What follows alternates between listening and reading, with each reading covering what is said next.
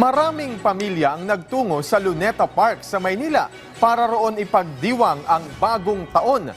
Inaasahan naman ng pamunuan ng parke na abot sa mahigit 20,000 katao pa ang bibisita ngayong araw.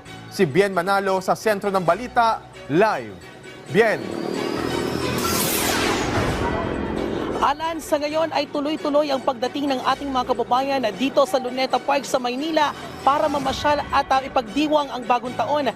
Pero ayon sa pamunuan ng Luneta ay mas kakaunti ang bumisita sa parke ngayong taon kumpara noong nakaraang taon. Bunsod na rin yan ng masungit na panahon. Pero inaasahan naman nila na aabot sa 20,000 hanggang 50,000 individual ang bibisita sa pasyalan bago matapos ang araw. Mula Santa Maria, Bulacan, maagang nagtungo ang pamilya ni Bernadette sa Luneta para dito ipagdiwang ang bagong taon. Kasama rin nila ang pamilya ng kanyang kapatid. Ito ang unang pagkakataon na muli silang nakabisita sa parke matapos ang mahigit 7 taon. Magandang pagkakataon na rin aniya ito para mas mapalalim ang bonding ng kanilang pamilya. Ito po yung napili naming lugar eh. Parang ramdam po namin yung saya pag dito kami. Sobrang saya po ng pakiramdam na magkakasama po kami dito sa Luneta. Ang pamilya Campos naman na balikbayan mula sa Canada, sa Luneta rin napiling mamasyal at i-celebrate ang bagong taon. Ngayon na lang din kasi sila muli nakapasyal sa sikat na pasyalan matapos ang 16 na taon. Bukod sa pamamasyal, ito na rin anila ang magandang pagkakataon para imulat sa mayamang kasaysayan ng Pilipinas ang mga bata. Para may pakita ko sa mga anak ko yung kagandahan ng Manila, ng Luneta, at kung saan nagsimula si kay Dr. Jose Rizal. We can spend more time with them, have more bonding time with them, and get to know each other even more. Iba talaga yung banding ng Pinoy.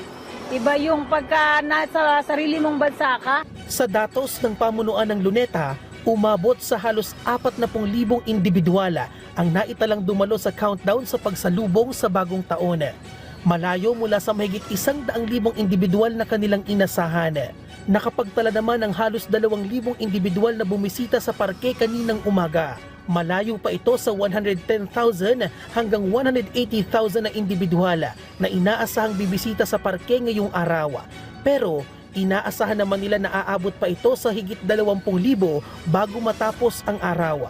Ayon sa pamunuan, ang pagbaba ng bilang ng mga bumibisita sa parke ay dahil na rin sa masungit na panahon. Due to inclement weather, pumalo lang siya ng mga 39,000 yung pinaka-maximum as of 1 a.m. on January 1. Ilan sa ma-enjoy ng mga bibisita sa Luneta Park ang musical dancing fountain na nagsisimula ng alas 6 ng hapon hanggang alas 10 ng gabi. Meron ding mga food stall at tindahan ng mga laruan sa loob ng park. Nagpaalala naman ang pamunuan sa mga bibisita na panatilihin ang kalinisan ng kapaligiran at laging pairalin ang kligo o clean as you go. Wala namang naiulat na anumang untoward incidents maliban na lamang sa 11 batang nawala kahapon na agad din namang nahanap at naibalik sa kanilang pamilya. So welcome naman sila lahat dito para ma-enjoy nila ang park.